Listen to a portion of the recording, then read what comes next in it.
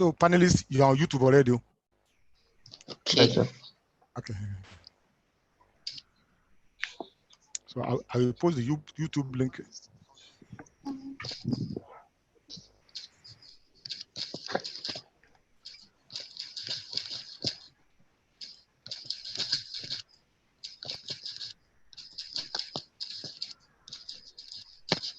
So please, you can start now. You can start now. Okay.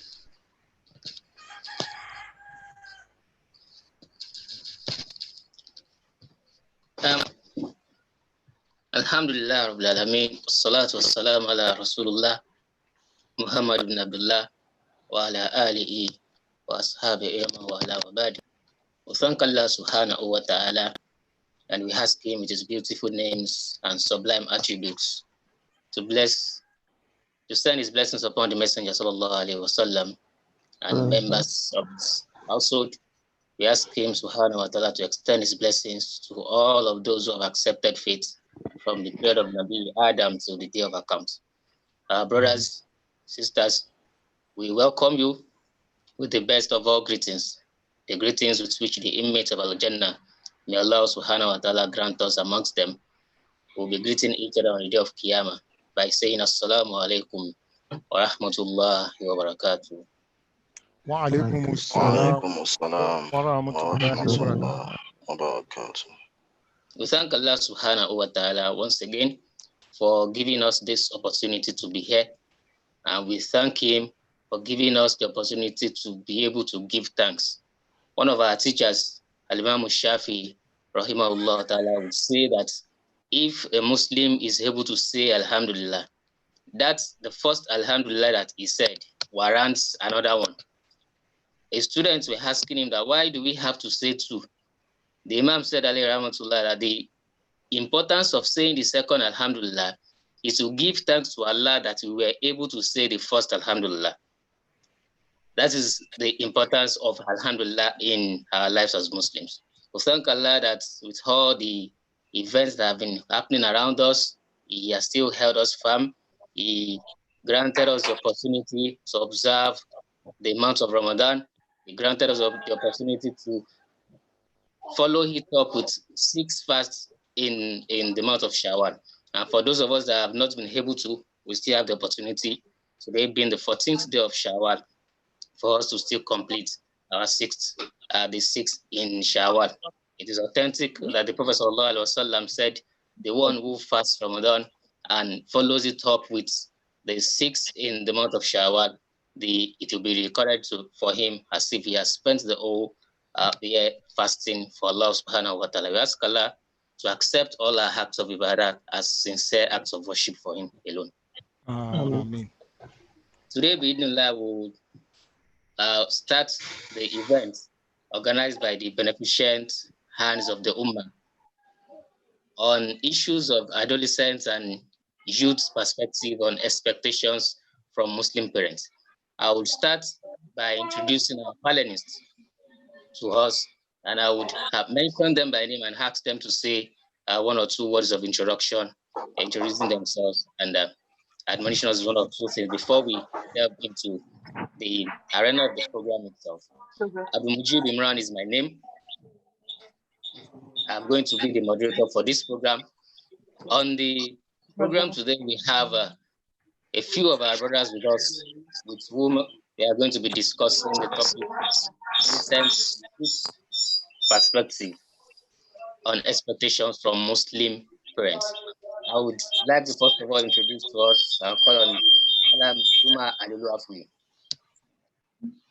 to introduce himself to participants and give us a few introductory comments. Assalamu alaikum wa rahmatullahi wa barakatuh.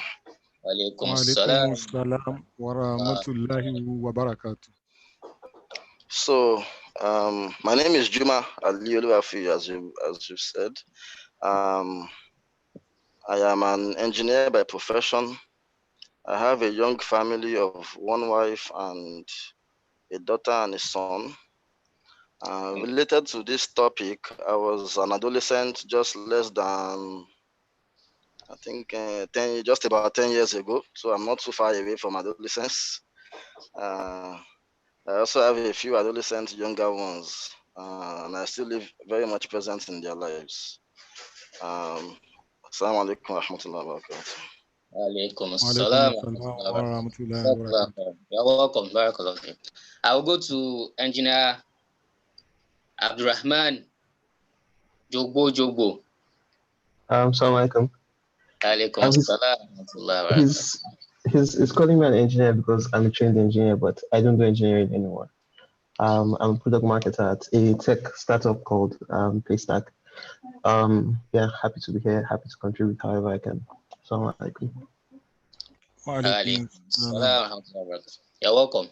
The next person I would go to Malam Adebayo Mansour Adekunle, who is also going to be joining us as a panelist on this program. Malam Mansour. No, he still tried to join. Maybe his network is bad. So he will join now. Okay. Do we have Engineer Batunde Jubril here already? No, it's not here. Nice. Yeah, it's not. Okay. So, and we also have Engineer Abdurrahman Abdulakim. I don't think it's on the call too. I think there's a problem with Imran's internet. Yes, please, you can just continue. His network is. And the youth expect from. Imran. Hello, Imran. We lost you Yes. for some 20 seconds or so. Could you go back there? I would go back. Yeah. Yes, I was saying that I would introduce the remaining members of the panel as they join us. But let me just start by saying that discussing issues of expectation from Muslim parents, especially from the perspective of adolescents and youth, like Malam Juma just said, many of us on this panel are still in the category of youth, and just a few years before now, even our parents will consider us as adolescents. And for some of us, we are going to be discussing the topic from the perspective of personal experiences, and then the dealings or the interactions we've had with people in that category, even though we may not be referred to as adolescents anymore. The issue of expectation from Muslim parents by adolescents. Let me start with Abdurrahman, and let me hear his views on what do you think the youth of today, especially with regards to the present day circumstances and the exposure of the youth, what the youth and the adolescents are exposed to now. What do you think would be the role of the parents in trying to streamline the different things that the youth are exposed to in line with the obligations they have as Muslims? Help you get the... I do. Yes. From my perspective, and I think I was lucky with this growing up, it's that... Hello? Yes. Sorry. What did you say? No, I didn't speak. I guess someone was trying to. So I've muted everybody's mic. So okay, I've unmuted mine. Yes, please go ahead. So I won't have interruptions. Yeah. So I was saying I think the most important thing for me right now is realizing that the ubiquity of information, like unlike say 15, 20 years ago, when it was harder for a 12-year-old boy to get on the internet and search for things himself, like today, like it's different. Like if any idea pops into your head, your phone is just there. It's just a Google search away, whatever it is that you're looking for, whatever information you're looking for. So I still see a lot of parents try to pretend that that is not the reality and try to, like, hoping that by not talking about certain things, like pretending like it's not going to exist, like those things are going to exist. Young children adolescents are like curious. They are going to like want to like find answers. And there are certain things that I think every parent should anticipate so that their child is going to want to find out. And because you're anticipating it, you should talk about it to these kids, these adolescents, before they get a chance to go look out for these things on their own. Because once you get on the internet, it's like no one is guiding you. Like your search, your adventure, it's going to be at the it's going to be like at the behest of like whatever it is you find first, whatever it is that you click on first, stuff like that. So I think there is like a mental shift that needs to happen where more parents have to realize that information is just at the fingertips of their kids. Also realize that their kids are naturally very curious and to anticipate that their kids are going to want to find answers to certain things online, especially, and to proactively provide that information before the kids go out on their own to like do all the search and adventure by themselves. So yeah, that's like that big mental shift and realizing it, acknowledging it instead of running away from that fact. Yeah. Thank you. I'll definitely come back to you with some follow-up. But we have Madam Mansour Adebayo, who is also joining us as a panelist. We welcome you on board. I would like you to introduce yourself to the participants and other members of the audience. Like we can see, the program is being streamed live on YouTube. So we'd like you to introduce yourself before we come back to you for a discussion on the topic.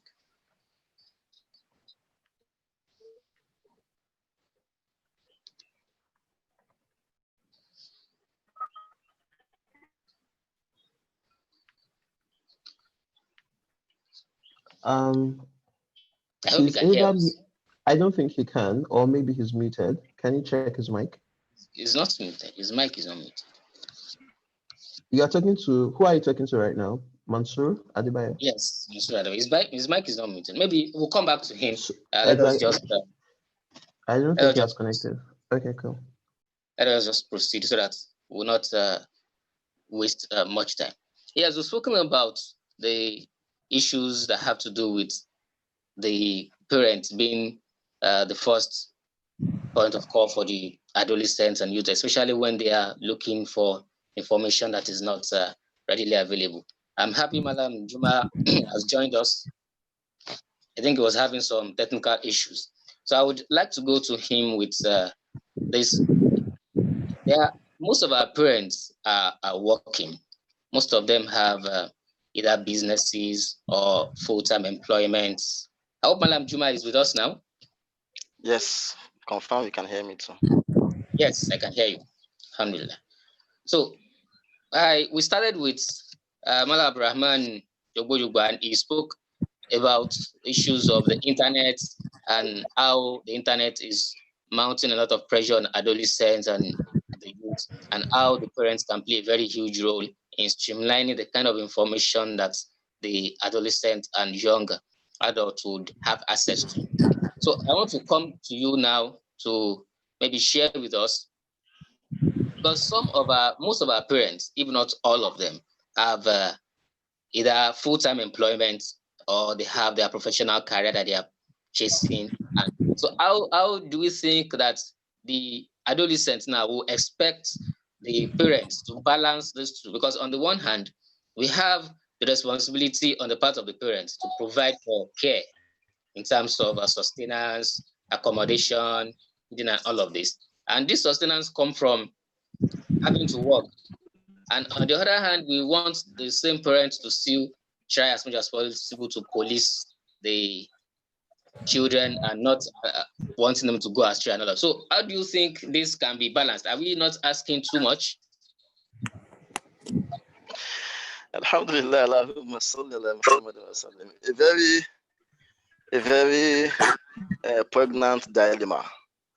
And the heads up I will give is that the answer I'm going to give will probably not resolve the problem. But I will just present a few, I think I will just add to the dilemma. What I intend to do is that by adding to the dilemma, it can make us think a bit more. Each person will then be able to find their own unique solutions. Yeah. If I may give a background, one of the reasons why one of our brothers indeed asked me to join this call was because we had had a discussion, and I'll share that the details of that discussion with us as my answer to your question. No. Um, so I was playing what I would call alternative advocate. That is, advocating a position that I don't agree, so that I can hear people's perspectives on it. So I asked that, why do we parents spend so much energy protecting adolescents who are telling us I'm old enough to make this decision? Mm. And then if I paint a scenario, so an elderly father, let's say is in his 40s or 50s, is telling an adolescent of maybe 13, 14, up to 16 that don't go to this kind of sites on the internet, because ultimately they harm you Islamically, they harm you mentally, they harm you emotionally. And then the adolescent is replying, I know what I'm doing and it's my life and everybody else is doing it. And you're making, if I don't prevent me from doing it, you are making me an outcast among my peers and everything. Now the scenario then plays out that the parents, because he is Islamically conscious and because he has the ultimate uh, um, interest of that child on heart, he then takes measures that forcefully prevent that thing from happening. Maybe he seizes the phone, or he blocks some sites, or he switches off the internet if they have internet at home, or he reduces his allowance so that he cannot be able to afford the mobile data or stuff like that. And then the scenario continues that that the adolescent will say, my protect me, so follow. But in an imperfect world, the adolescent then also reacts emotionally and say, my dad does not like me. My dad prevents me from doing the things I want to do. So instead of the love for the parent increasing, right, for a parent who is doing the right thing for you, a resentment is increasing that, my parents don't allow me to do what I want to do. One day, I will escape from this tyranny. Now, then that goes on for the next 5 years, 6 years, 10 years. So for a period of about nearly 10 years or less than 10 years, two people should be building love for each other, right, are building a bit of frustration. The father is frustrated. I'm protecting you and you are trying to harm yourself. The child is frustrated. You are not allowing me live my life. So over 10 years, we have lost an opportunity to build love. Instead, we are building frustration, or maybe in some extreme cases, even resentment. Then the dilemma I'm then posing is, what should the parent who knows better do? Should the parent say, let's allow this child do what he wants to do so that he will love me more? And then when he grows up, he would either find out by himself that, what I was doing was not wrong, but at least he has loved me all those years that I allowed him to do everything he wants to do.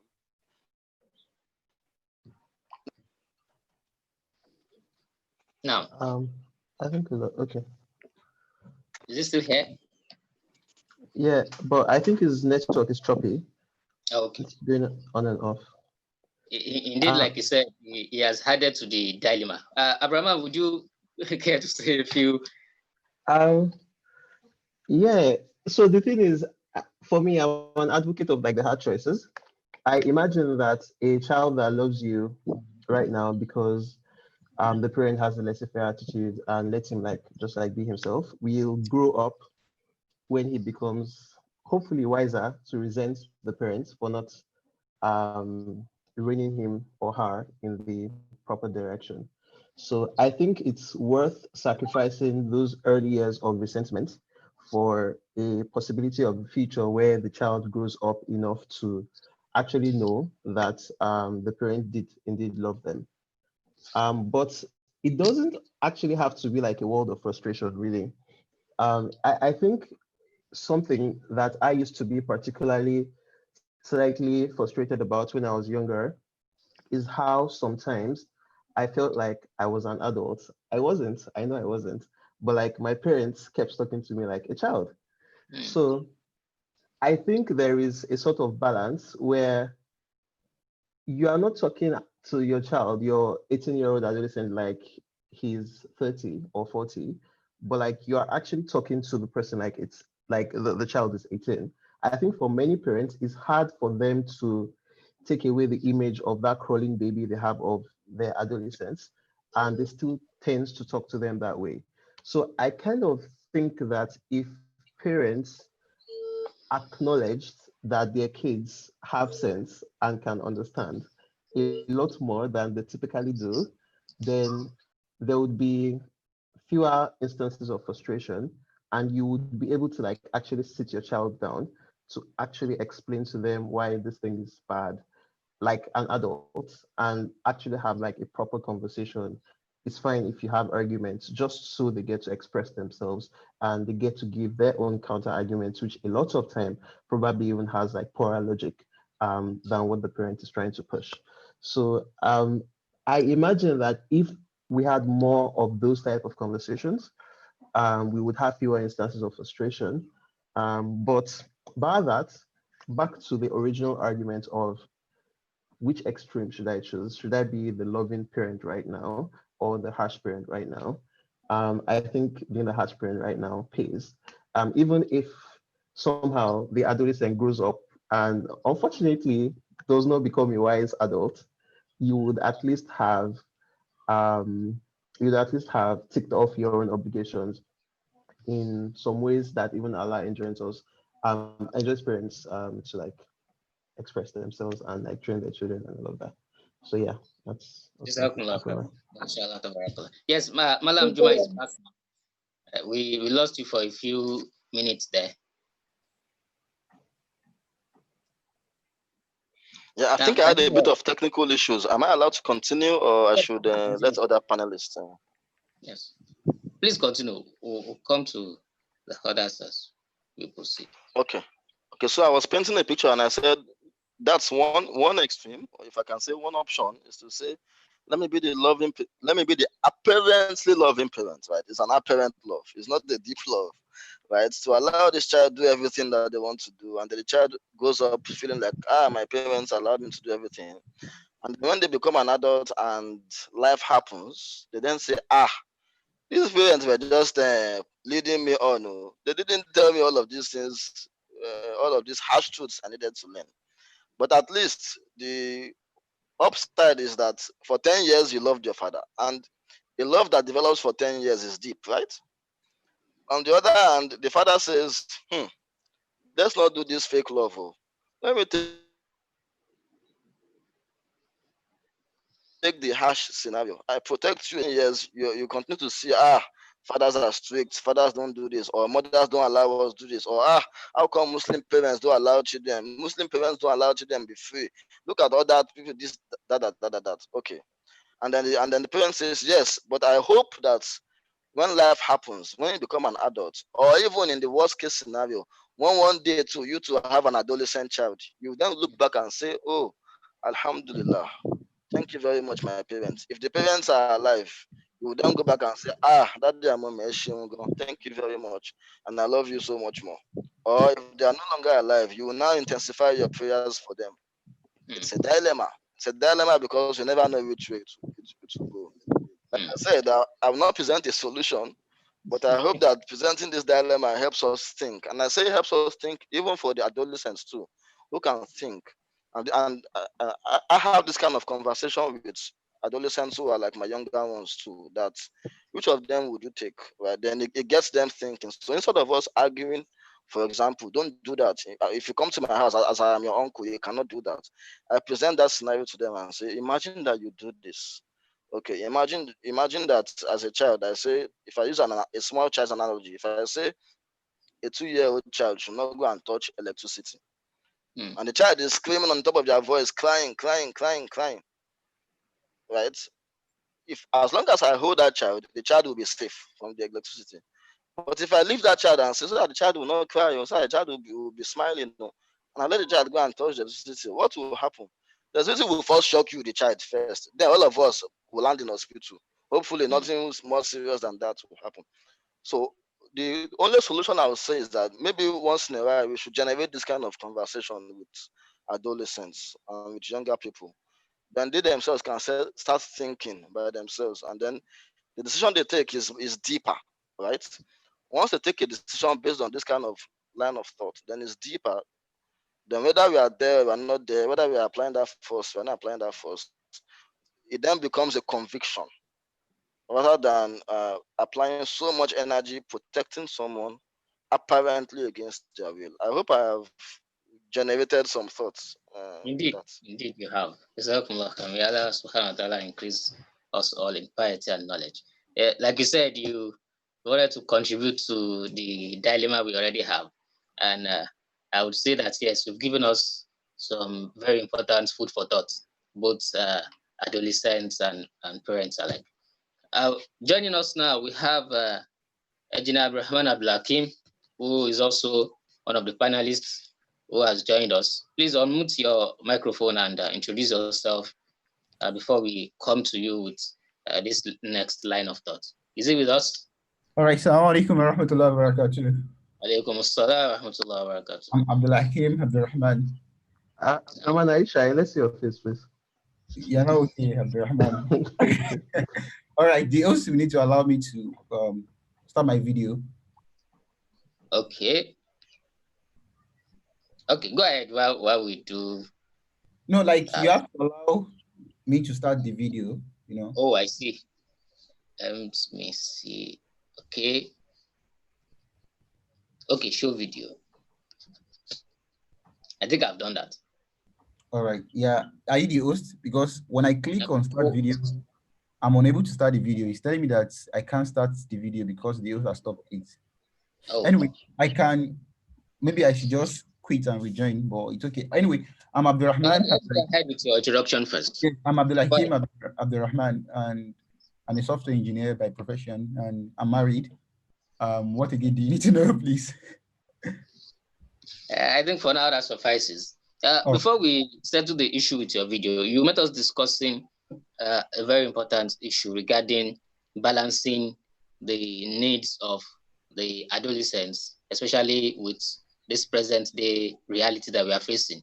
There is news at the fingertips of the adolescents. There is misinformation and information. In fact, throughout this whole pandemic period, there was another infodemic that was going on, especially on WhatsApp. And we're talking about how to streamline the kind of information that the adolescents will have access to, especially with respect to our obligations as Muslims, because we must first of all look at our lives through the lens of Islam. And Madam Juma and Madam Abrahman, the other Abrahman, have lent their voice to the topic of discussion. Now, talking about this issue of balancing the love and the fear, I think that is how I can best summarize it. The love of the parent or the fear of retribution that will stop the. What are your thoughts regarding this issue? Because Madam Juma has given us a very serious dilemma. Would you rather say that the child should be left alone to do whatever he likes, or the parent should live with some hatred, so to speak, for a number of years in order to insist on the child doing the right thing? All right. Okay. So first of all, to start with, I listened to Brother Juma and two of Abdurrahman like thoughts, and they really presented the thoughts very well. So I'll not call it hatred. I would rather call it discipline. And my take on this is like before the teenage, before the child becomes a teenager or before he reaches adolescence, I want to believe that the adolescence is starting from 18, right? So the parents should just try to inculcate or like try to imbibe the piety in the kids, in the children, so that even if they are not there, they will be able to do the right thing. I will give an example in my family. Like, we are kind of given freedom a lot, and they kind of have trust. Okay, I can start my video now. All right, can you see me? Yes, right. You can. They kind of have trust in us, even as young as 10, 11, 12 years of age. Not that we are not going to misbehave, but they kind of have some trust in us that, okay, from the religious perspective, like they mentioned, they taught us they give us the Islamic teachings, and the morals too, they imbibe them in us. So they just believe that even if somebody reported us to have done something that which we indeed did, there was still kind of doubt that they have that no, my Abdulhakim or my my Abdul or my Fatima will not do this. You understand? So if you can have that kind of trust right from childhood before the child becomes an adolescent, it will be really it will be a very good driving force in kind of um, having the children when they reach adolescence to be guiding themselves. You understand? So there is only much you can actually control, or you can control or discipline your children to like the extent to actually to get to the time that just like Abdurrahman and Malam Juma mentioned, you get to the point that in fact it's not just them, like it's something that is known, and that's the basis of the discussion, that the child will feel like okay, it's a grown up, uh, and he can actually direct his affairs. You understand? A lot of that kind of argument happen, but Alhamdulillah, like my family, nothing like that has ever happened. I don't think there was ever a time my siblings, I'm actually the last born, and I don't think there was ever a time that any of my siblings kind of told our parents, oh, look, I'm grown up and I can actually make the decision on my own. Now, that being said, sometimes it may feel like we are kind of too far in kind of making decision, but there is this kind of trust that they have that, oh, if this is what you want to do, we believe that alhamdulillah, like you're kind of guided, so you should be able to go on with that. So from time to time, we seek advice from them to like, okay, this is what we want to do. They'll say, okay, now why not do it this way? Why not do it that way? You understand? So what I'm saying in essence is that it is good to just kind of build a trust with your children, and the children having trust in you as the parents. You understand? That will go a long way in guiding you, even when they are not alive. May Allah keep them long enough for us. Yeah, that's my own contribution to that. Jazakumullah khair. Just a quick follow-up. You mentioned issues of building trust, and you painted a scenario where it's particularly worked fine for your family growing up. Can you lay your hands on what actually contributed to the kind of trust that the parents have, so as to at least guide parents on how to, perhaps this is what they should do to trust their children, or this is the kind of behavior that the child would need to exhibit before the parents can trust them? Do you have an idea of what contributed to the parent trusting you like that? Yes, like I mentioned about them briefly at the beginning. Now, the first one is the religious part. Like we were first put in madrasa in Islamia before we even started the Western education. So we finished our Quran before we even done our secondary education. So going by that alone, like if you have the religious standards like or teachings, that would be sufficient in kind of guiding you as to what is kind of right. That's one. Then on the moral part, like they were disciplinary. Like I would say that for sure. Even not just them, even my siblings. Like I can remember my elder sibling seeing me playing football and asking me, Abdullah Hakim, have you prayed? No, I've not prayed. He would just slap me or just give me a knock on the head. You understand? So next time, the fear of that. So that takes us back to like building fear. I would not say it is kind of fear. It would be like, okay, when you remember that somebody is going to actually reprimand you for a particular action or inaction, then you not actually want to fall in that particular situation again. You understand? Another thing is this: let's say, coming from school, I decided to branch somewhere to play, and when I get home, where did you go to? If I'm able to give a good reason why I'm coming late, then alhamdulillah, there's nothing that's going to happen. But if I don't really have a concrete one, then I'm going to be warned not to repeat that same thing again. I remember talking to my eldest brother, like he's really older than me, like he's old enough to be my dad. You understand? That was yesterday when they called, and I was trying to tell him how my immediate elder brother used to eat. I believe that he likes food more than I do. So apart from the food that our parents will make for us, he will still go ahead and make his own food, even if it's on holiday, like coming home from university.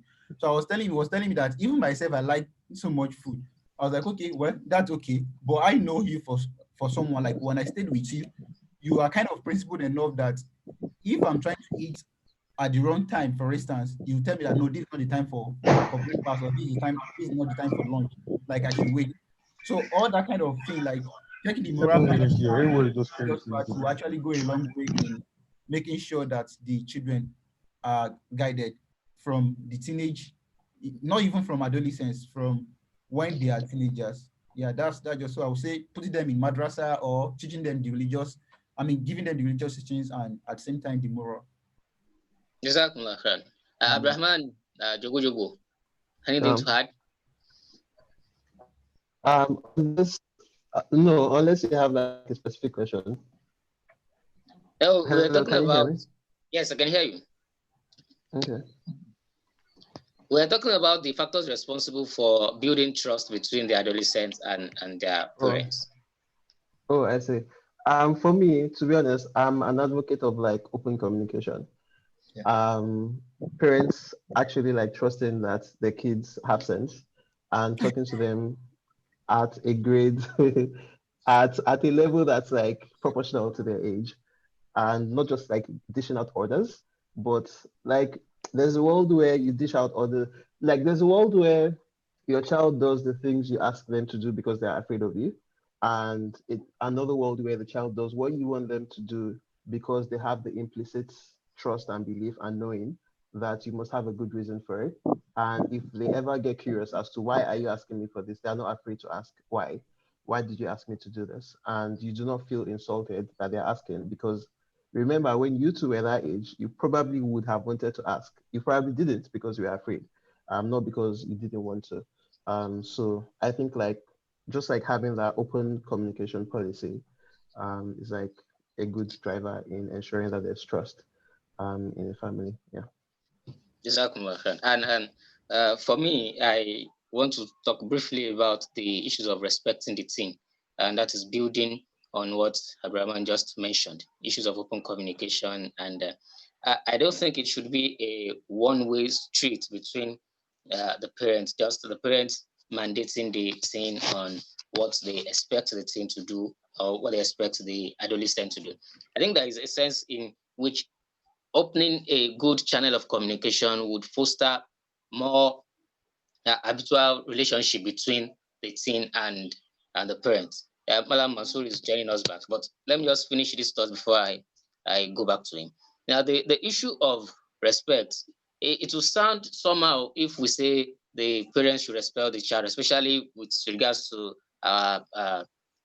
cultural and even to some extent religious ideals. But what I mean by respect, I don't want this to be misunderstood to mean that we are mandating the parent to revere the child or something like that. But no, the issue of respect, I think that's been mentioned by one of our participants, is more on listening to what the teen has to say, what the adolescent has to say, and communicating in a sense that the child will not feel like he cannot approach the parents. Like he cannot approach the parents with. So I think that's Madam Mansour's phone just joining us. Yes, please. We've been waiting for you.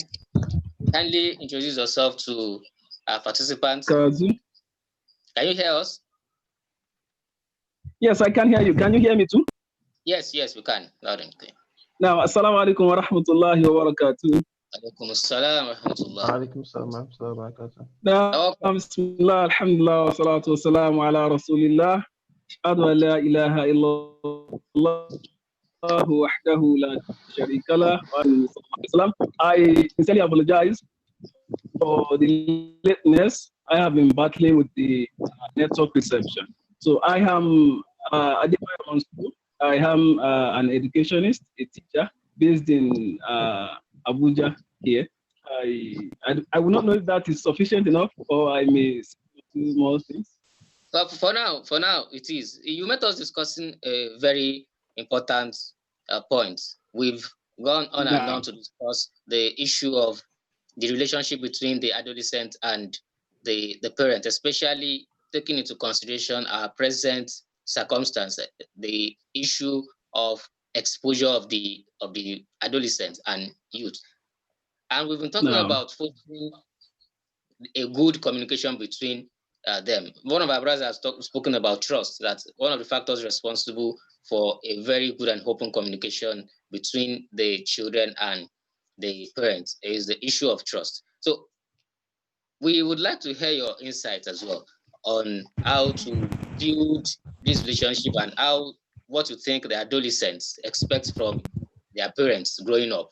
What do you think the adolescent expects from parents growing up? Now, that's a very, very important point. What do the adolescents, what do they expect from their parents growing up? So,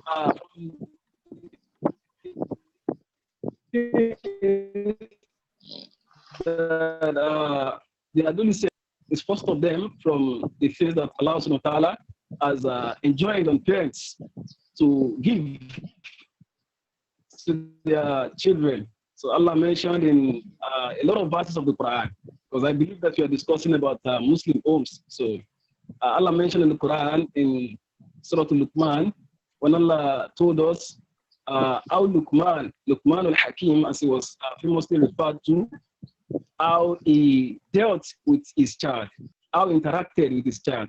What were those things that he equipped his child with when the child was growing up? So the first of them was when Allah told us in that chapter of the Quran, after he mentioned, وَلَقَدْ آتَيْنَا بَعْضَ الظَّالِمِينَ مِنَ الشَّيْطَانِ الرَّجِيمِ وَلَقَدْ آتَيْنَا لُقْمَانَ الْحِكْمَةَ أَنِ يَشْكُرُ لِلَّهِ وَمَنْ يَشْكُرُ فَإِنَّمَا يَشْكُرُ لِنَفْسِهِ وَمَنْ كَفَرَ فَإِنَّ اللَّهَ غَنِيٌّ حَمِيدٌ وَوَصَّيْنَا الْإِنسَانَ. So after all of that, Allah mentioned that وَإِذْ قَالَ لُقْمَانُ لِابْنِهِ يَا بُنَيَّ لَا تُشْرِكْ بِاللَّهِ. This is a matter of tawhid. So from the first of those things that parents should give to their children, or that a child should expect that the parents will give to him or her, is the teaching of Islam. For wallahi, all of the disagreements, all of the disputes that have been seen among parents and their wards, adolescents' ward especially, adults and youths alike today, are from consequences of two things that are missing. And the first of them is lack of Islamic teachings or a weakness of faith. So if that is missing, then there's going to be a lot of trouble, obviously. The second is born out of psychological and behavioral problems. So if the parents give to their children, as I see it, first of those things, which is Tawheed, Islamic teachings, then we are hopeful that such child, such adolescent would not grow up to be one that would show heedlessness, or that the parents equip the child with Islamic teachings, proper Islamic teachings, in conformity with the Quran and the Sunnah. It is expected that such child will grow up in Allah Rahman to be upright too. As the child will have been taught by the parents what to do, what not to do, what Islam teaches, what Islam forbids you from doing. So that is from what I think that the adolescent expected since when he was growing. Because if that was missing from the early stages of that child, I am afraid that many of the adolescents that you have seen today exhibit a lot of behavioral problems, a lot of heedlessness in the society.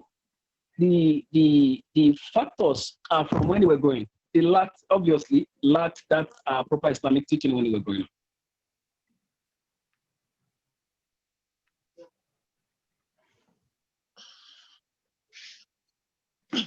up. Imran, you're muted. Mujib, we can hear you. Jazakumullah khairan for that submission, Malam Masood from Abuja. Indeed, you have mentioned one of the most important aspects of our deen, talking about the issues of Tawheed. And I couldn't agree more that if the issue of Tawheed is not settled, then we'll be building something on nothing. And there is nothing that can stand on nothing. You mentioned issues of knowledge and teaching the child. But I can remember vividly that the parents cannot teach the child what he or she does not really know. So I would like you to emphasize really on starting from the issues of marriage in the deen. What would be your advice on the issue of seeking knowledge, so that the parents himself or herself will have what to give to the child? I hope you get my analogy. No. Now I do get that, and earlier perhaps I would have mentioned that. Now that is from where it begins really, because many of us today just discuss on how to set up a home without having to talk about what to do first before you even get married. Are you somebody who is striving? Are you acquiring the supposed Islamic knowledge before you even go to marry? There are brothers today, subhanallah, who, but ask them where their organization has stood. Islam has told us in an authentic narration about what to do when you seek to marry. So there are factors to look at when you want to get married to a woman who will eventually become the mother of your children, who will in fact spend the largest part of the day with the child. SubhanAllah. Currently, my wife is with my daughter there in the sitting room. So if you get married, obviously, to a lady whose priority isn't Islamic, aligned, is not Islamically aligned, then you would not expect that such woman would teach your children the way of the Muslims. So it's actually supposed to begin from them. I am reminded right now of what Imam Ibn al-Qayyim al-Jawzi mentioned in one of his books, Tuhfat al-Mawlud, the Ahkam al-Mawlud, when he mentioned that whoever neglects to teach his child, any parents who neglects to teach his child what will benefit him, that person has left the child out of guidance. So you should not be surprised when you see a child today misbehaving in society. It was because the parents did not give him what they were supposed to give him. And they will come back to the parents now. The Arabs would say, whatever you do not have, you cannot give it. So it should begin from there. So as a matter of urgency, brothers should enjoin one another to seek Islamic knowledge first. Seek it, acquire knowledge, and then, Bismillah Rahman, you get married to a sister who is also upon that millah too, who is also striving to attain Islamic knowledge, such that when you both come together in children from when they are very, very little about the way of Islam. And then Bismillah, you would not expect, inshallah, because it has, Imam Ibn Qayyim mentioned that you have to even support this. Even if you have the knowledge and you teach your children, you have to support it with a lot of dua, because the society that they are going to, get into is such a corrupt one that Wallahi, except the one that Allah excuses from the very many vices and menaces of the society today. Quick note to Brother Mansour. Perhaps if you switched off your video, it would minimize the bandwidth consumption. Yeah, because it's like a bit hard. Oh, there's a background noise? No, not the background noise. Your voice is choppy. Oh. The cell reception is poor. Okay, you said I should do what? Stop my video? Yeah, so maybe that will make it better. Okay, let me try to do that.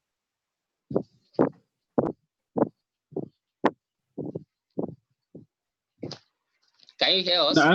Any better? Yes, I can hear you. Yes, it is better. Please go ahead for a couple of more seconds.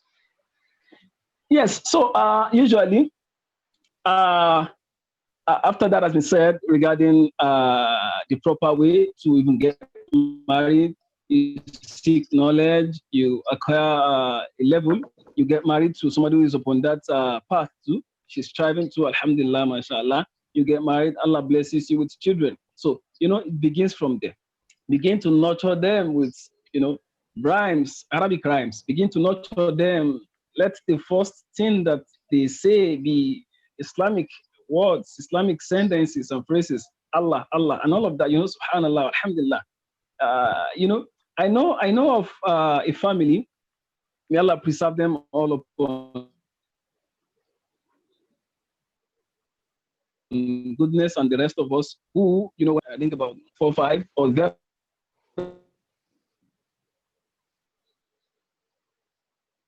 About they have older children anyway. Ask the hijab. Oh, she's still just a little girl and all of that.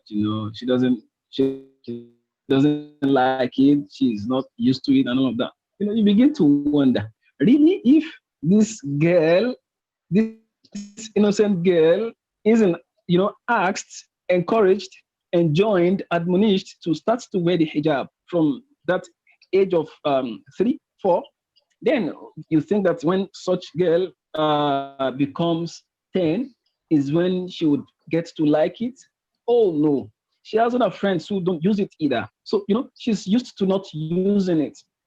So this is a factor. This is a factor of how you brought her up. So this is a factor also of the consciousness of the parents, if I may put it that way. So without that God consciousness, so much taqwa, if I may use it that way, then it would mean that the parents would be, it would be so lax, and then the child can grow upon a lot of things that are other than the Islamic ways of doing this. So, however, sorry, please. However, in trying to make our children upon God consciousness, upon taqwa, upon piety, it has to be with kind treatment. I know parents today who, from the reasons why there is this disparity, this what do you call it? This disagreement, argument did not agree. You see, the father say that he has disowned his child and all of that. From the reasons is how they treated them when they were young. Wallahi, I lived with a parent. No. We lived beside a family when we were so much young. Shogo there. They wake their children up with beatings. La hawla wa la quwwata illa billah. Not just the dad now, or just the mom. The dad, no, the mom. I think the dad beats, the mom curses. That is how they brought up their children. The dad beats the children. I wouldn't know what they have done anyway. But they were so young. I think their first one is of my age. The dad beats the children. The mom curses the children. All sorts of these things that Yoruba people do. Wallahi, I tell you, today the children have grown up. Obviously, they have grown up, but they have become, subhanallah, so heedless, so what do you call it? They are almost like miscreants now. They are thugs in the area. Wherever they are, doing bad stuff all around, because they were treated harshly by their parents. They were not brought up with love and kindness. So I'm saying this so that Muslim parents would not, because they want their children to be, conscious of the deen, use the hijab, don't do this, don't do that, become very, very harsh with them. It has to be with kindness. It has to come in a gentle manner. Even when Allah told us to call to His way, He told us, "But of life, shaitan rajim, ad'u ila sabili rabbika bil hikma wal mau'izatul hasana." You can imagine. So if Allah has told us to call unto His way with hikmah, wisdom there, the scholars have mentioned that this is ilmun nafi'an, with knowledge that is of benefit. Call unto the way of your Lord bil hikmah wal mau'izatul hasana, and with soft, nice, sweet words. So parents and children have to come to the middle course. Children, their nature is they would want to play. They would want to enjoy life. Adolescents, in this case, I think that's the topic. They want to, enjoy life as they see their mates do.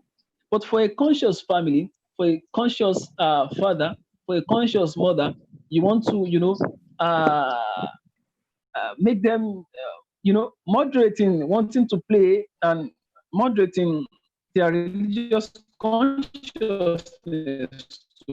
So it has to come with kind treatment. It has necessarily harshness. So these are from the things that when they miss, you're so harsh to your children and they do not like you. Then they grow up to become people who don't talk to you. A child is supposed to, have a heart-to-heart discussion with his dad or his mom and tell them things.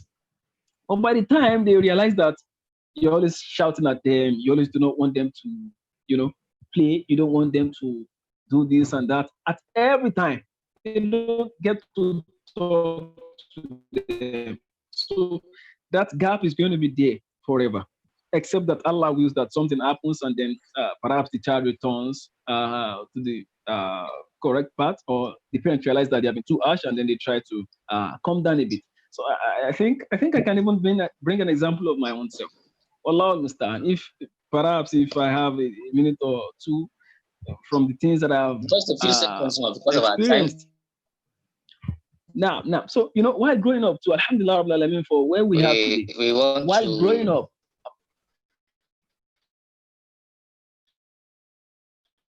Okay, I'm listening to you, sir.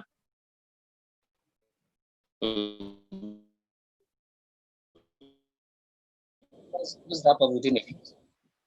Now, I didn't get that. Sorry.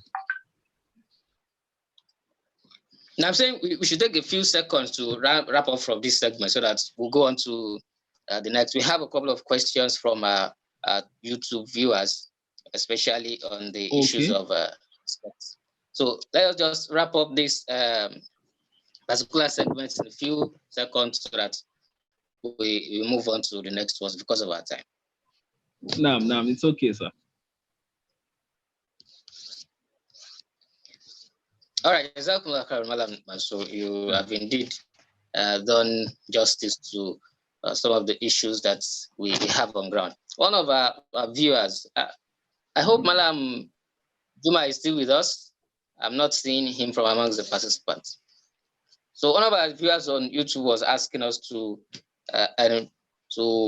further expatiate on the issues of respect. And I think I was one that was mentioning the issues of respect regarding the relationship between the adolescent and the parent. And what I mean, to clarify, is not that the parents should become subservient to the child, but I think it goes to the point that Abraham was raising regarding open communication.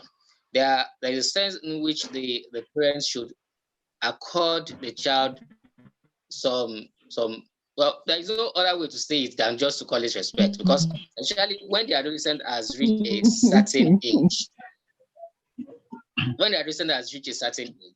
there is a way that the parents need to address the adolescent.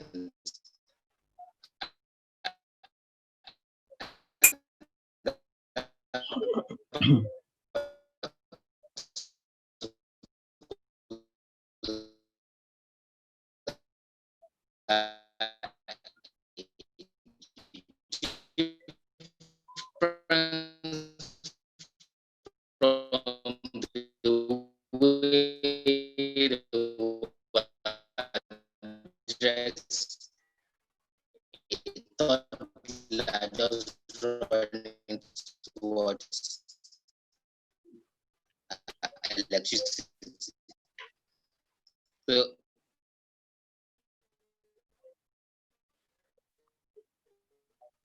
for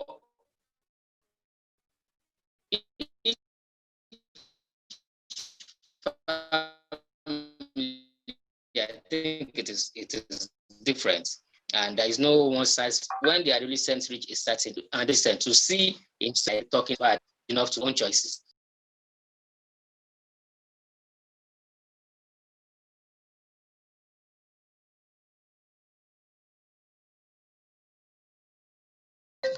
I don't know what went wrong with my network for a moment. So the point I was making, to summarize and not waste our time, is that depending on the age of the youth or the adolescent, the parents should also at least give a listening ear to the child.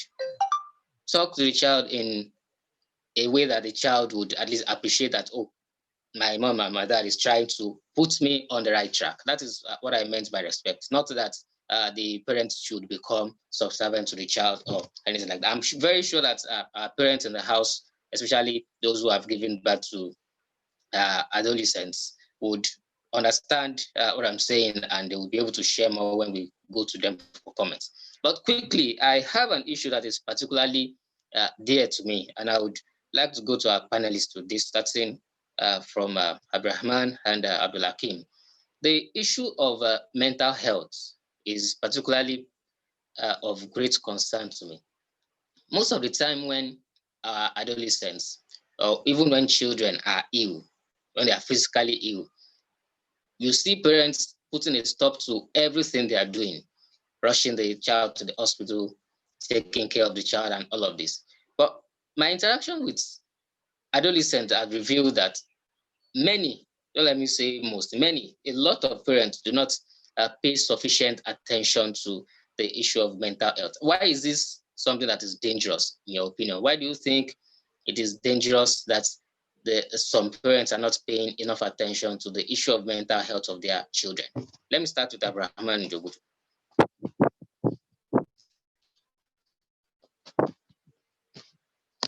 I'll mute you. Okay.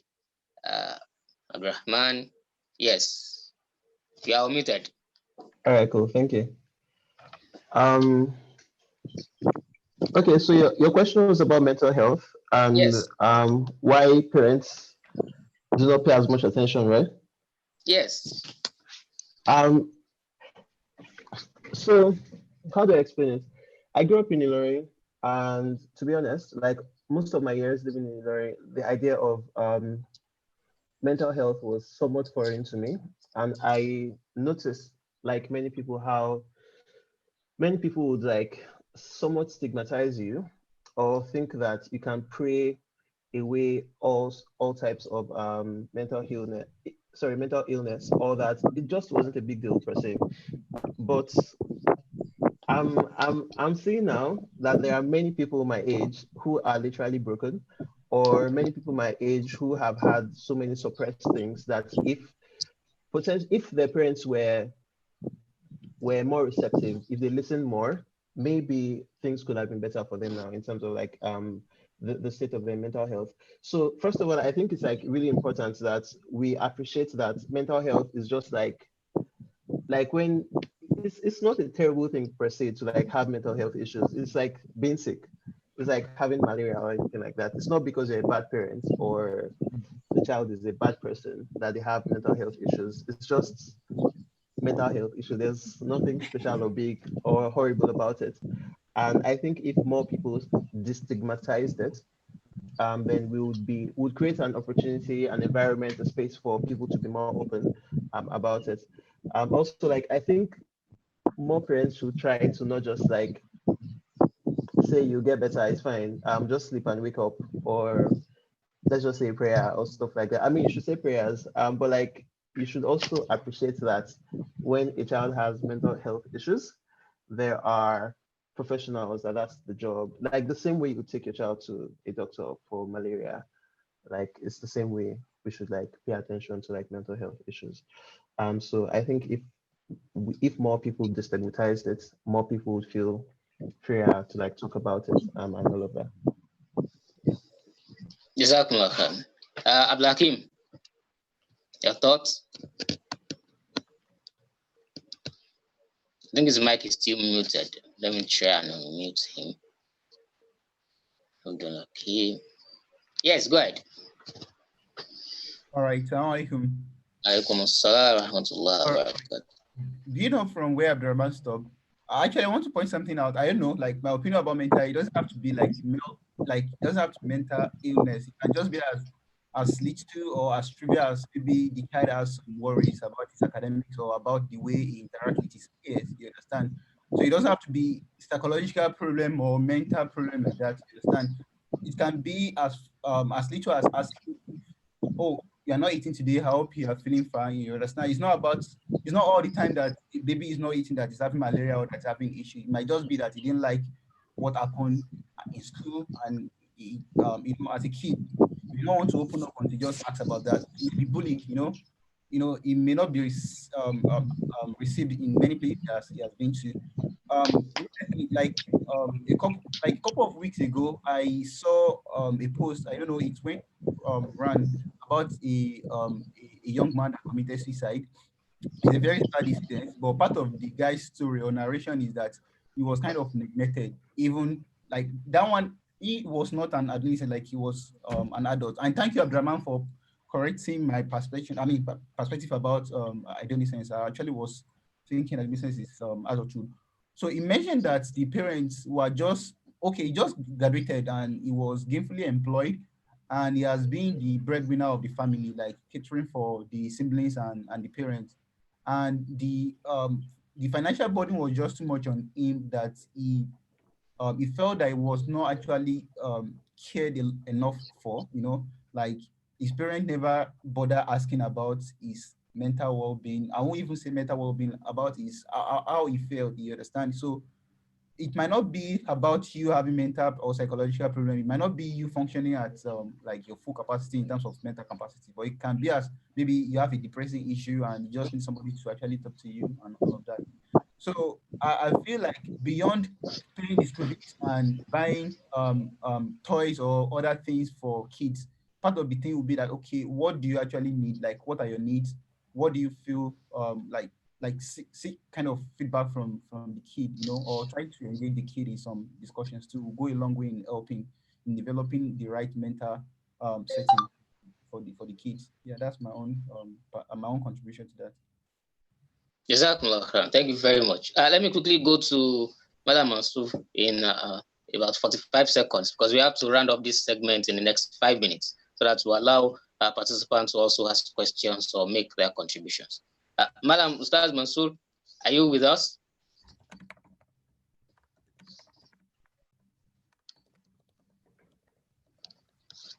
I doubt is here with us. Yes, the issue of mental health is very, very important. And for time, I would have wanted our participants to also mention one or two things about abuse, especially with relations to discipline, and a couple of other issues. But like I said, we have to round up this segment in a couple of minutes so that we allow thoughts from our participants. But yes, I understand he's here with us, but he's muted. Let me try and unmute him, Malam Mansour, so that he can give us his contribution regarding the issue of mental health. But while I'm looking for his, okay, yes, I've seen him now. Yes, please go ahead. You are unmuted.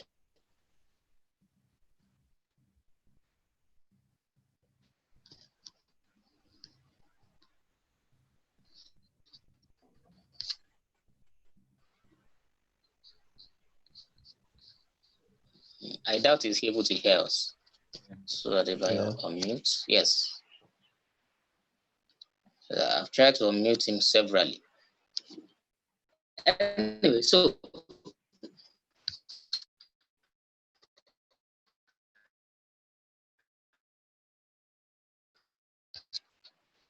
what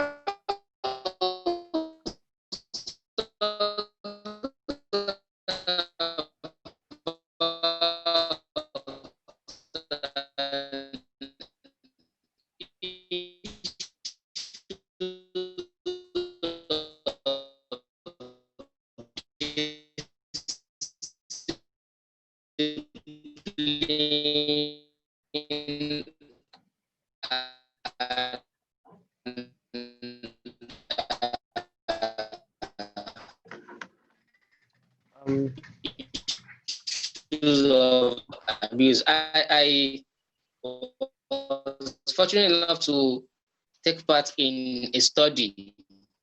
Mujib, we lost you for the past 30 seconds or so. Late last year on what are the causes of domestic violence and what are the causes of... I think we lost him permanently. Or maybe not permanently, but like we lost him for now. Take over, Brahma. I actually don't know what he had planned next. But while we wait, let's see. Let me check through the discussions to see if the plan is that we want people to be able to talk. I'm going to unmute everybody now, so that at least so that individuals can please you should make it orderly. Contribute or ask questions. Okay, I think Mujib is actually back. Mujib, you muted. Can you unmute yourself, please? Yeah, sorry, I had a brief, but I think because of our time, we should go to our participants and allow them to also share their thoughts. But I'm very concerned about background and feedback noise. So I would request that participants that have questions or comments, you please, there is a tool for you to raise your hand. So if you please raise your hand, then I will unmute your mic, and then you can give us your question or your contribution. I hope you all get Yeah, if you're not so that we familiar with not the have yeah, if you're not familiar with the UI, yes, if you are on desktop, click on participants first, and then you see a pop-up that lets you raise your hand. I've forgotten what the UI looks like on mobile.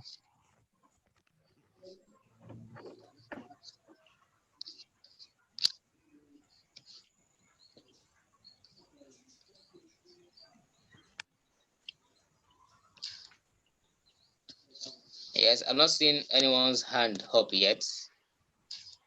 He had a question from, okay, I think I've attended to that question. Yes, someone is contacting me about the study that I was about to mention. Yes, it was actually for a project at the University of Ibadan. I will come, okay, someone has raised their hand. I will come to the person. Yes, your mic is unmuted. Please go ahead. Amida. Assalamu alaikum. Alaikum assalam wa rahmatullahi wa barakatuh. Okay, I was not able to follow up completely, but I joined when Brother Juma and the other discussants were talking about parenting. I don't know if they eventually mentioned the combination of strategies when it comes to parenting, because I discovered that for some certain children, you just have to be soft with them. It's like admonition all the time, letting them reason with you. But for other children, and then sometimes maybe the location where you stay. For example, we used to live in Mushin. At that time, I usually do not understand why my mom did a lot of things.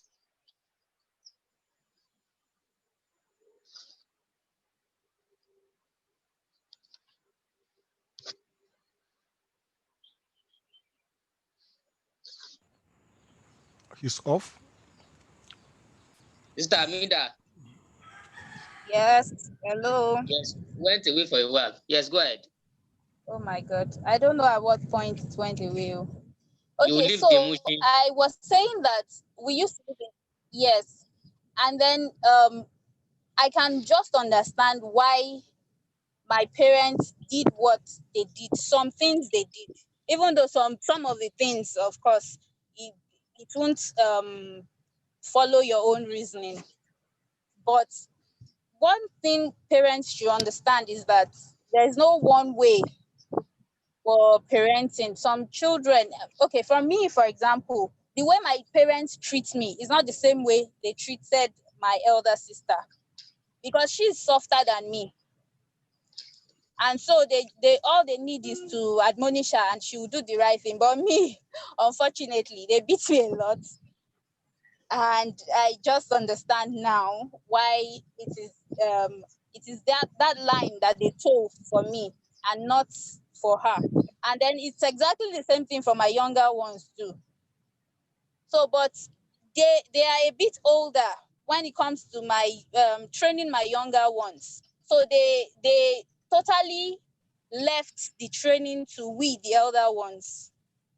So I don't know if what I've said, if you've understood my viewpoint, and if there's anything any of the Yes, very discussants well, and it's very useful. explain, yeah, should explain it Exactly. better. Thank you very much, Amida. Yeah, that's what I'll be with all of us. Yes, for our parents in the house, I will come back starting from our father, Prof. There is this trend that the parents will have a way of training or discipline. If for instance a family has 5 or 4 children, they are usually more stern in training and discipline the others. I just want to put that question out there for parents that have joined us. But let me go to Malam Abdul Latif. Ogundipe, he has raised his hand. I'm going to unmute him now so that he can give us his contribution as well. Okay, Assalamu alaikum warahmatullahi wabarakatuh. Yeah, it's really nice joining the discussion, and a lot has been said, which my contribution will be based on. So I feel, well, I need to say my own childhood was not too smooth, and well, I can only thank Almighty Allah for where I am today. So, but in terms of parenting, I believe a lot of things that was done in the past cannot be done now.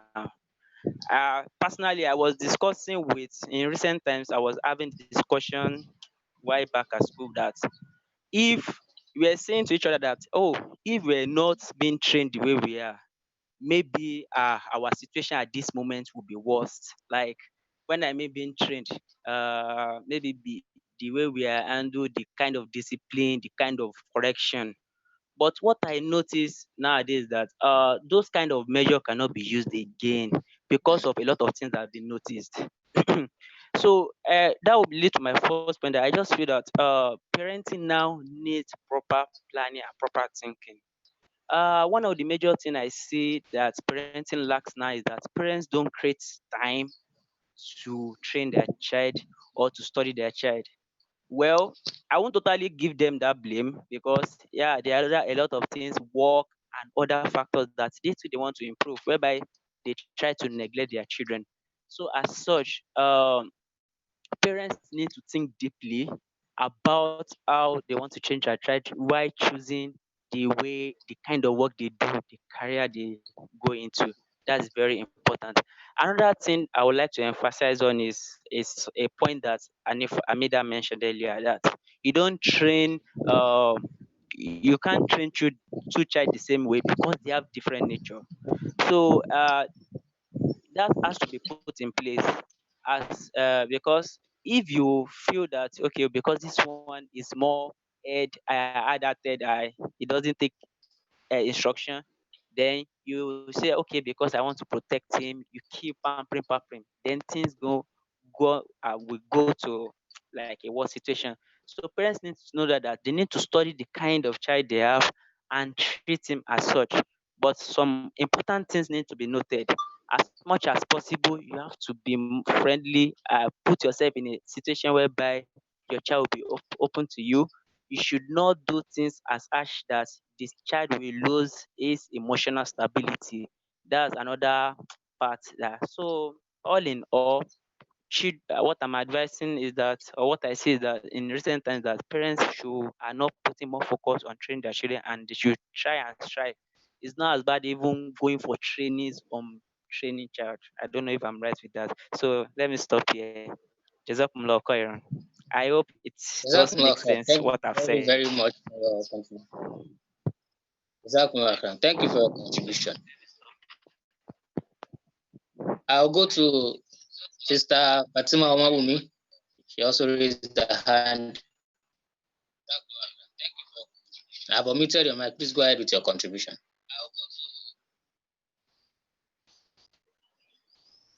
Is she with us?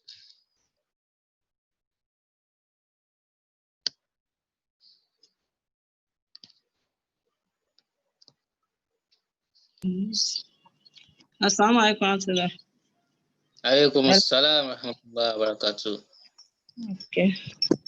I want to thank everyone that has participated. May Almighty Allah be with each and every one of us. I just want to add to what other participants have said, that we should study our children to know the actual method to use on each one of them. But above all, we have to be prayerful and adopt one of the characteristics of a teacher. We should be firm and we should also be kind to them. Because we have seen a situation where we have a child living with us. Whenever she's with us, she behaves very well. But when she's not with us, she behaves in another way. and she's being brought up in an Islamic way. What can you say about that? I didn't get the question. We have Was it a a question? situation where whenever the child is with her parents, is very well because she's being brought up in an Islamic way. But whenever she's not with the family, Okay, I think I yeah. get it now. So what can you say about that? Exactly. Abrahman, Abdulhakim, I need to unmute both of you. Abdulrahman. Yes, Abrahman, go ahead. Okay, so I don't know for sure, but I have a theory. And the theory is that many people who have many kids or adolescents who have such dual personalities do so because, in the first place, they are behaving the way they do it when their parents are around, out of fear, not out of conviction that what they are doing is what they should be doing. So, like, there's a world where at home is the kid is like the model child, but like in boarding school, he's a rascal or she's like, yeah. But I kind of think if if people did, or rather if kids did what they do at home and they understand why they are doing it, like you ask the child to pray and the child understands that this is why I should pray. The child is not praying because if I don't pray, daddy will beat me. Like it's more likely that outside of the influence or outside of home, the child would still keep praying.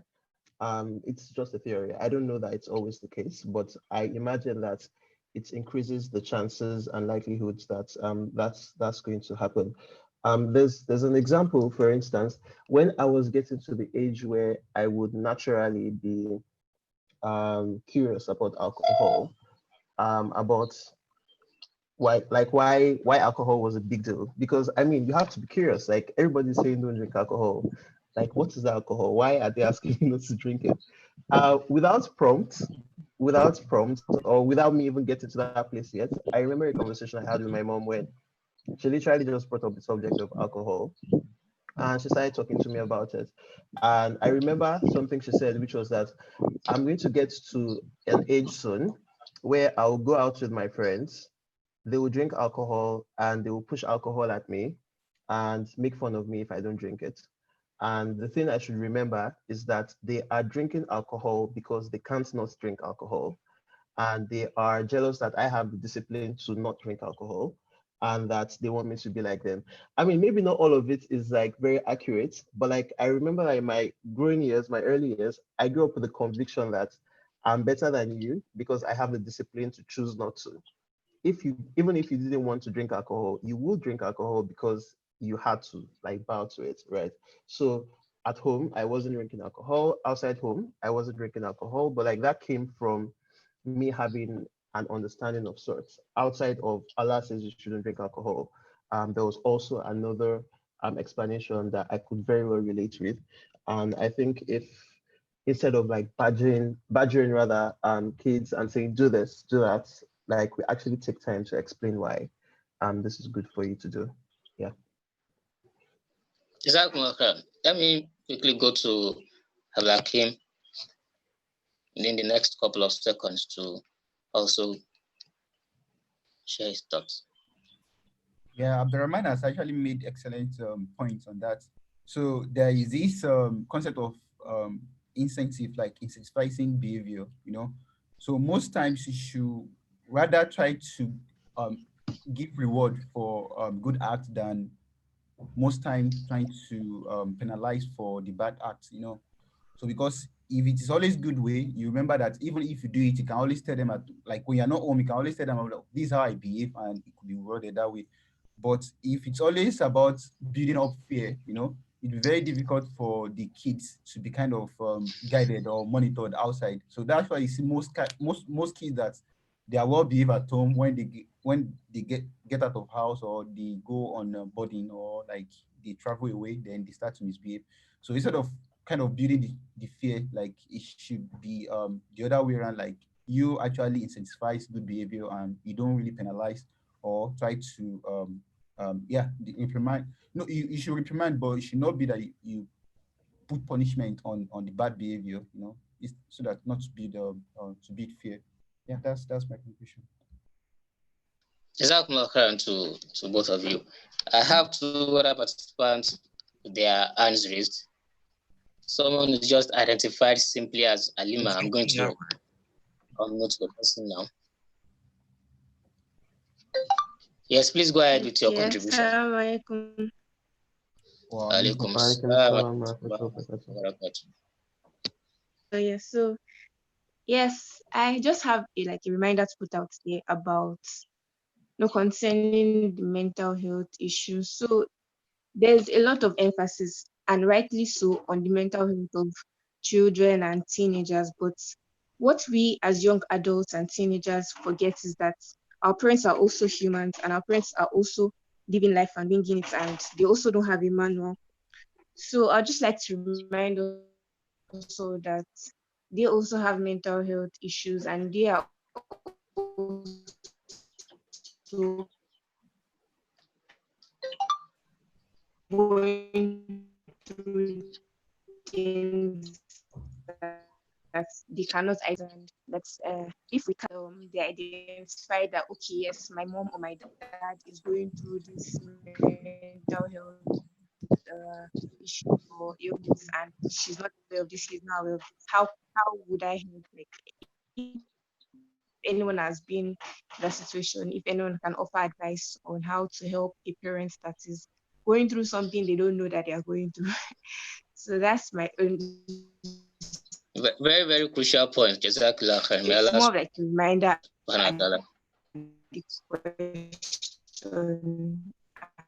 Yes, thank you very much. Yeah. Very, very important point as well, because a lot of our discussions today has been centered on what we expect from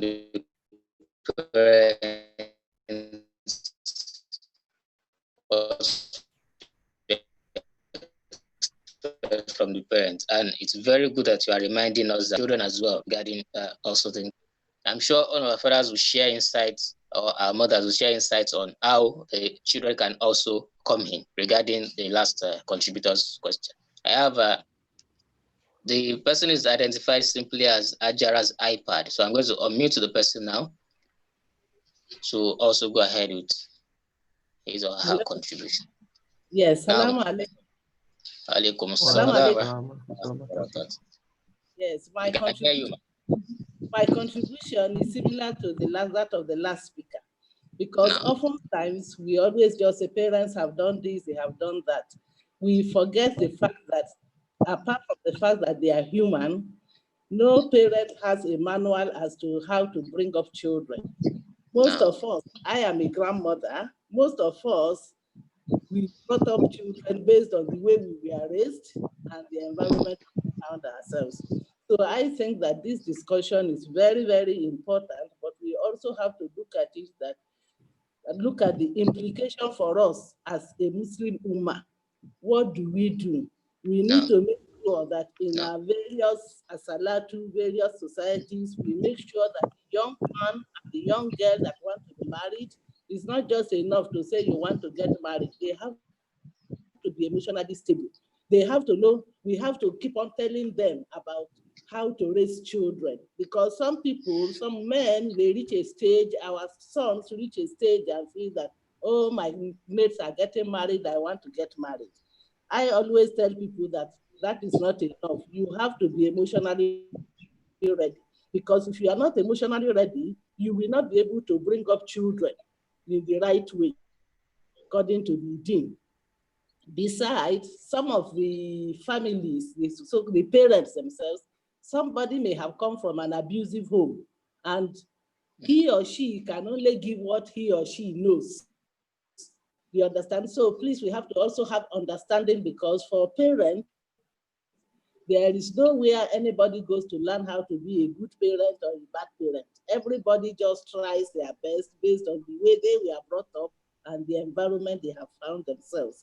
So my appeal to us as a Muslim Ummah is that we should try in our various groups, when we see young boys, young girls trying to get married, we should please make sure we talk to them so that to make sure that at least they are a bit emotionally stable and they are ready to get married, and so as to know the implication that it's not just to have a child, because some of our men, I'm sorry to say, by the time you marry one woman, two women here and there is not much care. So it is only the woman that is now given the responsibility of taking care of her children, because the man may be with the other wife, and even at home, for you to even say that, oh, your father, we tell your father, that alone is enough to help to bring up the child, to straighten the child's behavior. So I just want to tell us that all of us as a Muslim woman, we should take it as a responsibility to help each other, so that the younger people will live better lives and bring up better children than during our own times. Thank you very much. Jazakallah khair. May Allah subhanahu wa ta'ala be with you for your wonderful contribution. I think she has summarized the whole point that has to be made on that point. So we have two more people. We want to make sure that we leave here latest by 6:30 so that people can go and prepare for Salatul Maghrib in their various homes or masajid. I have Kafila Ajibola Chitu Akim, who has also raised a hand, I believe. Please, I've unmuted your mic. Kindly go ahead with your contribution.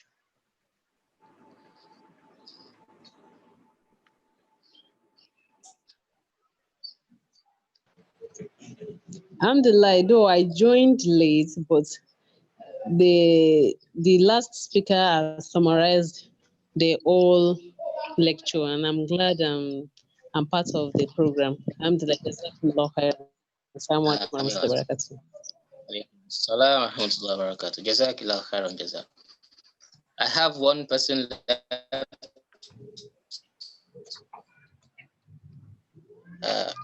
Yes, I've unmuted your mic. Please go ahead. The person with us, the screen name just reads Sharifat. I think it's Assalamu alaikum warahmatullahi wabarakatuh. Wa alaikum salam wa rahmatullahi. May Allah reward the organizer and the discussants. In fact, I joined late, but it has been a topic that I've been looking for, where to learn and to tap from older people. May Allah reward the grandma that just contributed. She said it all. But at the same time, to we young parents, I want to reemphasize the fact that we cannot shy away from the responsibility that it is a manner for us to raise our children, because it is part of what Allah has given us as duty to do. We pray Allah give us the wisdom and the best way to mold them to the path.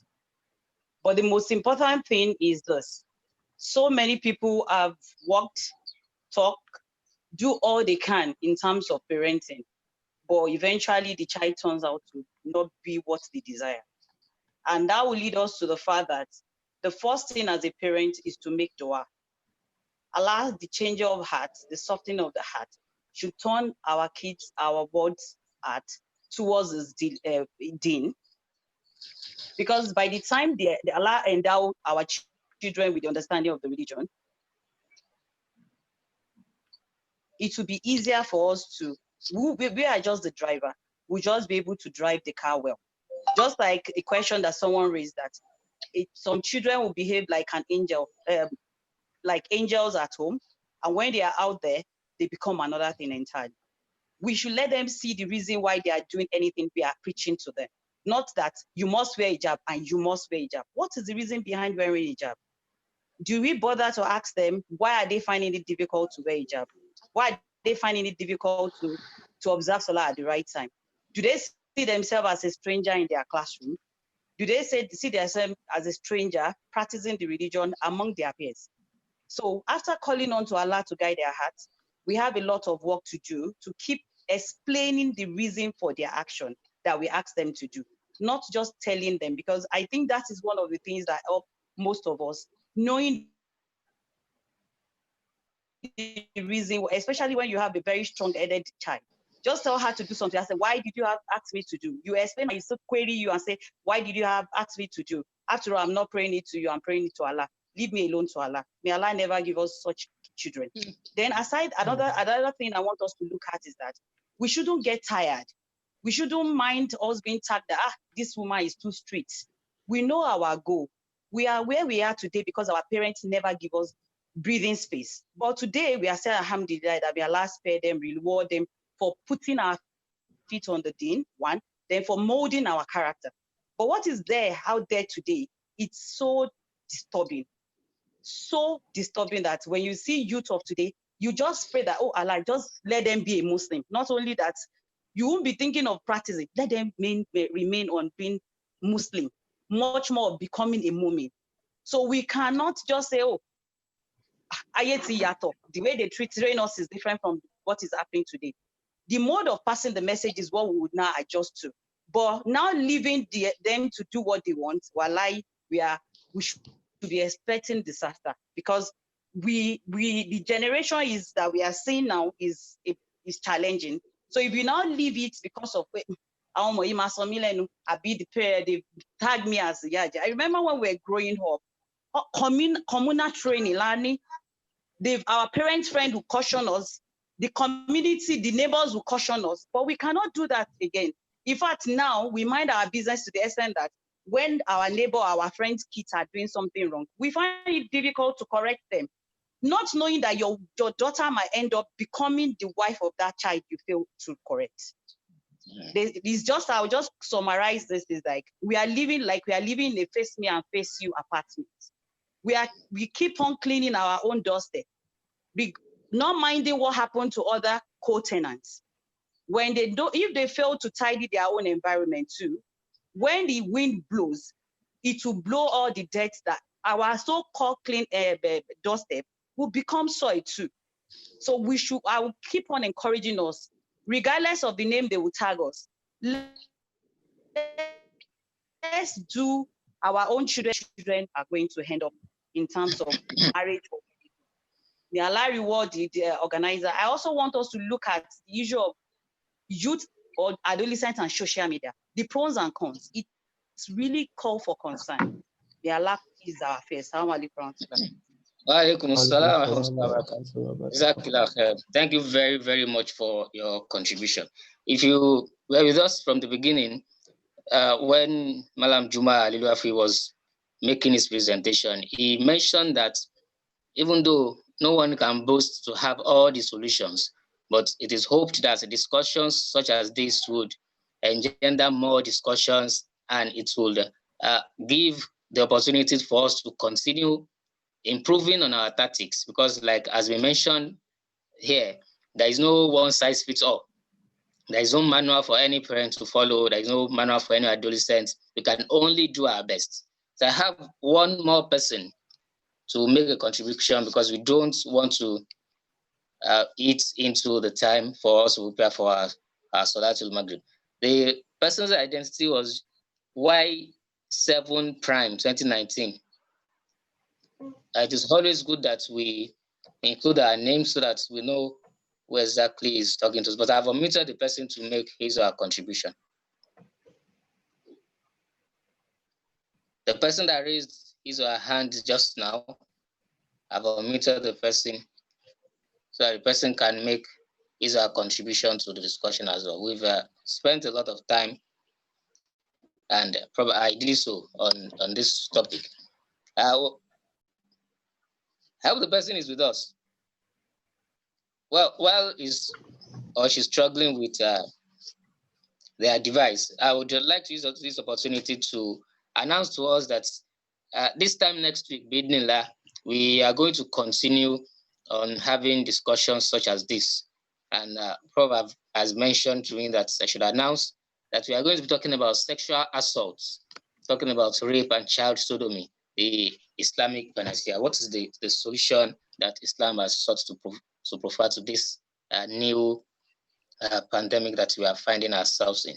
The issues of... Is it new? Well, over the last couple of weeks, it has now become very, very serious. It has always been serious, but we've had series of news that have been disturbing all over the social media. So I have a couple of questions. Yeah, let me look at the time. We have about 16 minutes more. Someone sent to me, I think one of our YouTube viewers sent a question to me while I was still waiting for the last person to do something about his or her device. Yes, the person said, regarding the last point about child discipline, discipline children differently, would that not lead to the feel of not treating them equally? I've read an hadith where Rasulullah commanded that we treat our children equally. So the person is concerned, I think it was Hamida that raised the point that we should look into the peculiarities of each child before we decide how to discipline each child. So the person wants to know whether or not that would go against the hadith of the Prophet, where Allah's Messenger sallallahu alaihi wasallam has admonished us to treat our children equally. Any thoughts, Abdurrahman? No strong thoughts, to be honest, on this particular subject. Is Abdurrahman with us? I mean, yeah, I am. Can you hear me? Can everyone else hear me? I don't know if it's just Mujib that can hear me. Yes, I can hear you now. Yeah. So it's like, how do I put it? Like there's like a variable and there's like a fixed answer. Like, can you hear me? Yes. Okay, so it's like you want to get to the result 30. Let's say 30 is the ideal number, but one child happens to be 5 and another child happens to be a 10. Obviously the child that is a 5, you multiply by 6. The child that is a 10, you multiply by 3 because you are agreeing for the ideal. So the fact that you are interacting with them differently would not in this case be translated as you loving one more than the other. It would just be translated as appreciating the fact that there are multiple variables and there is a fixed outcome that you're gunning for. And for you to get to that fixed outcome, you yourself have to create a variable in the way you interact with both children or even more than 2 children. So I don't think that's something, so far as in doing that, you do not make one child feel like you are showering more attention to the other, or the child you're giving more attention so far as you don't make it look to them like you are being extremely harsh on them. Of course, there are balances here and there, but yeah, that's my opinion. I don't think it's such a problem. Thank you very much for your contribution. Abdulhakim, is Abdulhakim still there with us? We are wrapping up any moment now, since we don't have any other contributions. I'm wondering if Father has any contribution. Prof? In line, Rahman Rahim, I want to thank our brothers for the wonderful presentation. Today has been your day. We really appreciate your comments and your piece of advice for the parent. I'm sure we have taken 1 or 2 things. And then I will end with the statement by saying, you as a father, you should model what you want your child to be. First of all, model what you want your child to be. You as a mother, be a model. If you are a father who is known to be deceitful, or a father who is known to be a womanizer, I wonder what you will do or what you will say to confuse your child that those things are bad. Pray unto Allah. Admonish the child. Admonish them. If you know a child has peculiar problem, focus on that child, address the issue. Then be the right model. You can be a negative model. A child knows that in terms of what you do, you are living beyond your means, you are fraudulent, you are telling the child that it's not good to be a Yahoo boy. You can't convince that such a fellow. What you have done is just to escalate from where you stopped. And if you are a mother, your father sees you that your daughter or your son sees you that this is what you that is negative, there's nothing you can do to convince such a child. So we want to appreciate everybody for being part of this event. Like we said, inshallah, we hope to treat sexual assault, rape, and child sodomy, looking at Islamic solution, inshallah, next week. So the moderator will now bring the program to an end. Thanks for being part of us. Thank you very much, Jazakumullah khair, to all of our participants. Abdurrahman, Jogo Abdul Hakim, Malam Mansour, Malam Juma, Alilu Afri. We'll thank the organizers as well for the opportunity given to all of us to benefit from one or two ideas that has been shared today. I would like to end by appreciating all of our parents out there, those that are no longer with us, those who have parents who Allah has called. We ask Allah subhanahu wa ta'ala to expand their graves. We ask Allah subhanahu wa ta'ala to continue to share his blessings on them. And those of us who have our parents still alive, we ask Allah subhanahu wa ta'ala to preserve them upon goodness. We ask Allah subhanahu wa ta'ala to bless them even more than they have blessed us during our formative years. We ask Allah subhanahu wa ta'ala to bless each and every one of us to make our feet stand firm on the path of Islam. We ask Allah subhanahu wa ta'ala not to let our hearts deviate after he has blessed us. We ask him to grant us all what he has promised us through his messenger Muhammad sallallahu alaihi wasallam. Believed in what he has sent. Oh Allah, we believe in you, we trust in you. It is to you that we return. We ask Allah subhanahu wa ta'ala to not let those who did not do at all now have opportunity to be talking to us that, oh, with your Islam, with your jilbab, with your beard, with your efforts, this is why you have landed. We ask Allah.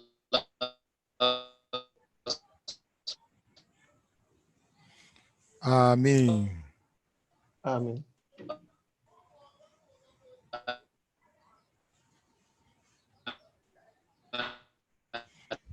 So, Malam Mujib is off again. To not make us inmates of the house. We ask Allah to send his all his household as he has sent his salam. We ask Allah to be with. Am I off? You are back.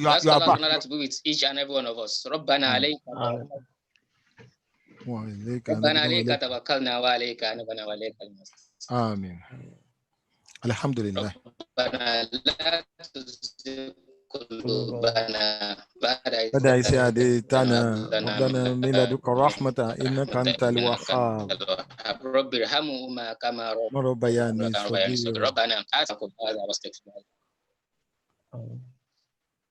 اللهم وبحمدك أشهد أن لا إله إلا أنت وأستغفرك وأتوب إليك.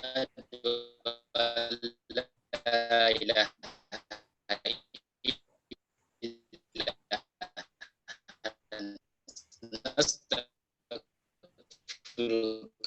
ونتوب إليه.